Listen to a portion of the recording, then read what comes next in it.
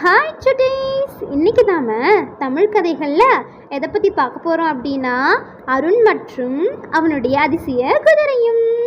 ஒரு அழகான கிராமத்தில் அருண் அப்படின்ற ஒரு குட்டி பையன் சந்தோஷமாக வாழ்ந்து வந்துட்டு இருந்தானா.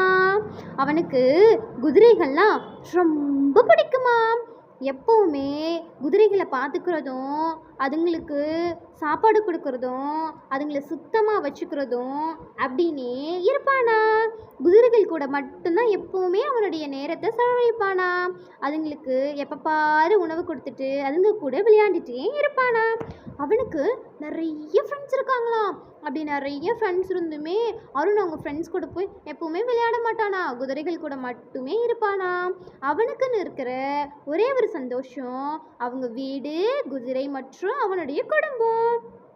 எப்பவுமே அருண் தன்னுடைய குடும்பத்து கூட உட்காந்து தான் நைட்டு சாப்பாடு சாப்பிடுவானா. அப்படி சாப்பிட்டதுக்கு அப்புறமா